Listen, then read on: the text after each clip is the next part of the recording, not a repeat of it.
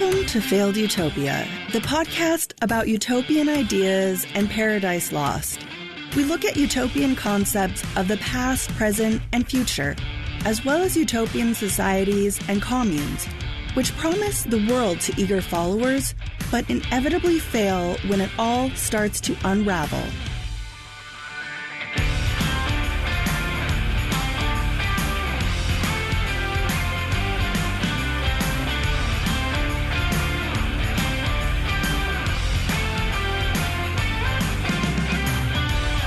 Friends, this is a bonus episode that builds on the previous episodes Jonestown Parts 1 and 2.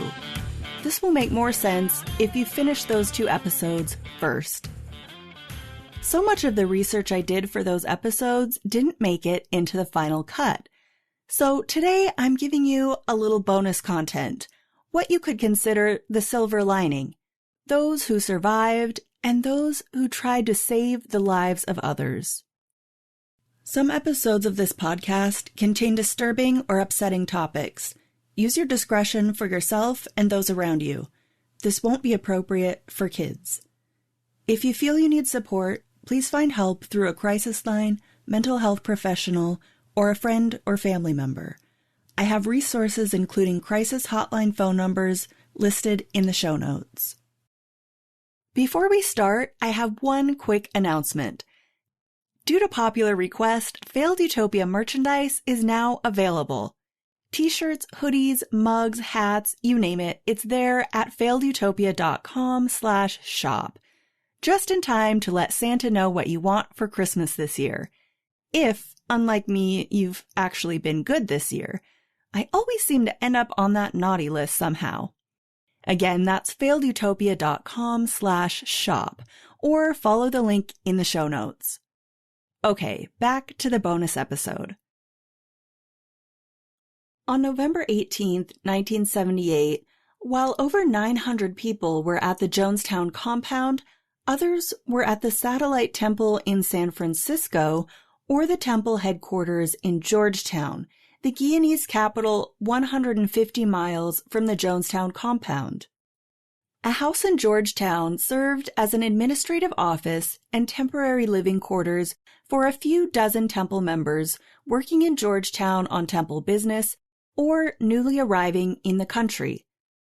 Back in San Francisco, hundreds of members remained at a satellite temple which had been established during the People's Temple's aggressive membership expansion during their Redwood Valley years. Not everyone had yet made the journey to South America.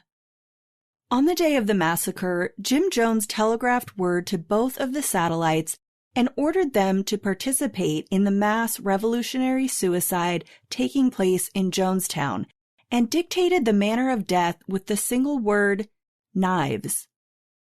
There were no vats of cyanide prepared and waiting in Georgetown or San Francisco.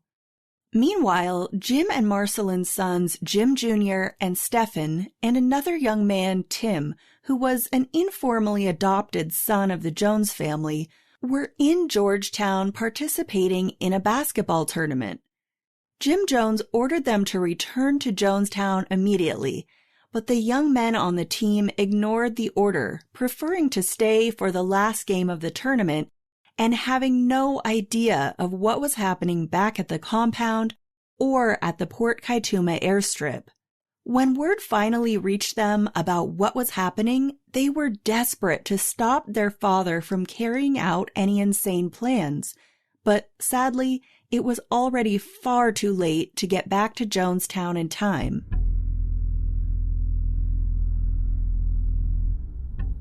At the headquarters in Georgetown, the message from Jim Jones had been received, but the boys arrived in time and were able to keep most of the members there from taking action. Tragically, one woman, Sharon Amos, managed to lock herself in a bathroom with her 4 kids and a cognitively impaired Marine vet named Chuck Beekman, who was known for doing whatever he was told. A bloodbath ensued with the 2 adults slashing the children's throats and Amos killing herself. By the time the Jones brothers were alerted to the situation and broke the door down, only Beekman and one child were still alive. Thankfully, Stephen Jones had even more success with the temple in San Francisco. He called the temple and ordered them not to follow his father's instructions, and he kept calling over and over for hours, telling them not to kill themselves. And it worked. Not one member at the San Francisco temple died that day. Chuck Beekman would go on to serve a prison sentence, but only after Stephen Jones tried to spare him by confessing to authorities that he'd been the one who killed the children in the bathroom at the house in Georgetown. He didn't believe that Beekman deserved to go down for murder due to the complete brainwashing and his cognitive limitations. Stephen Jones spent 3 months in a Guyanese jail before authorities unraveled what really happened. Laura Johnston Cole was one of the People's Temple members in Georgetown who survived that day. I quoted Ms. Johnston Cole briefly near the end of the Jonestown Part 2 episode, but what I didn't mention and what makes her so fascinating is that after surviving Jonestown, she returned to the U.S. and joined another communal group. That group was Synanon. Yes, she survived one deadly cult only to join a second brutal, violent brainwashing cult. She published an article on the Jonestown Archive in 2016 called "I Am a Cultist 2 Times Over." She writes about the two groups and her experiences and compares and contrasts Charles Diedrich and Jim Jones. There's a link to that article in the show notes. She also published a book in 2010. She passed away in 2019.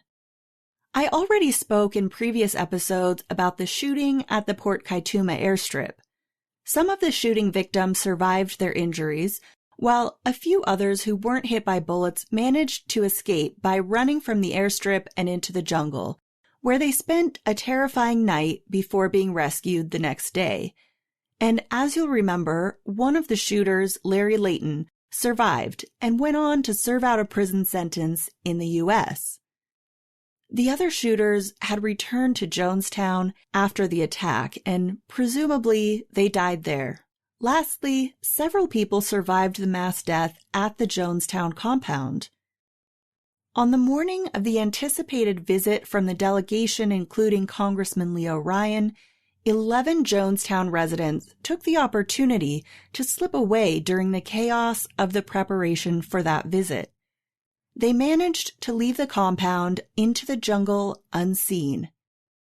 Little did they know that they were escaping not only from Jonestown, but from almost certain death, which they avoided by mere hours.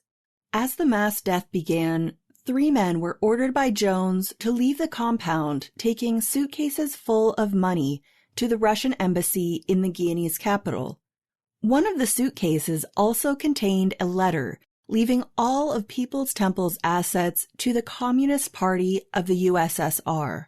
This was something that Jones had planned for some time as a complement to his revolutionary suicide fantasy, and the suitcases full of money were already prepared.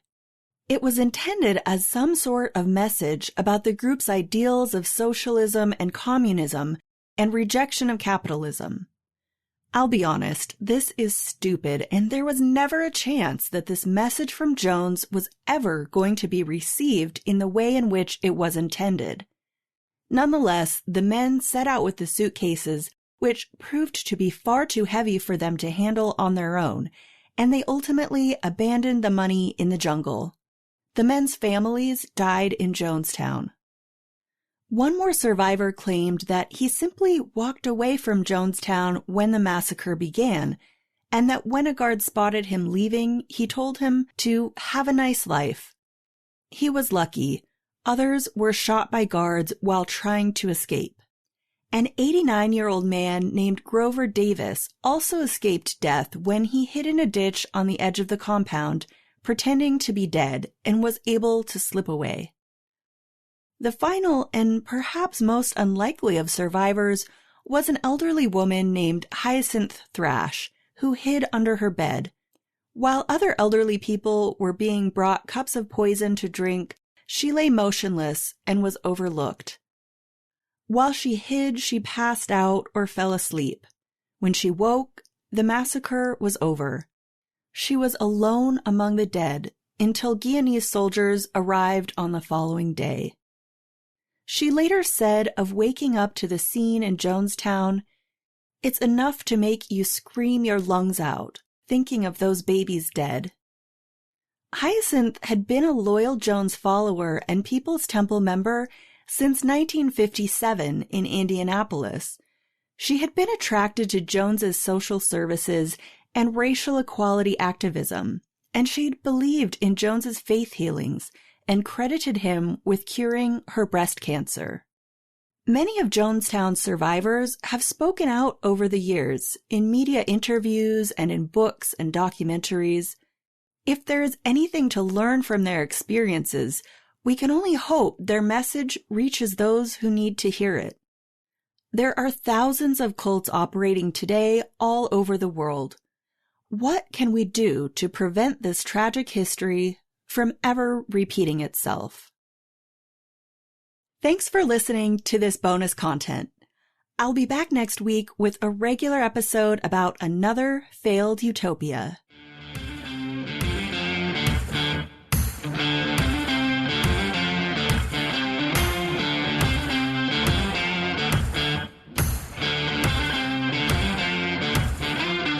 If you enjoyed this episode, please subscribe and leave a rating or review on Apple Podcasts to help other people find it.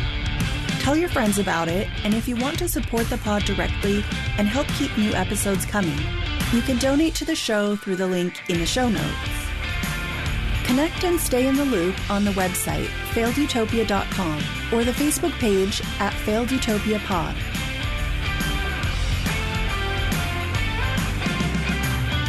Failed Utopia episodes are written and produced by me, Anna Roberts. The burning palm tree painting featured on the cover is by artist Perry Vasquez. My intro music is by Elliot Middleton. See you next time.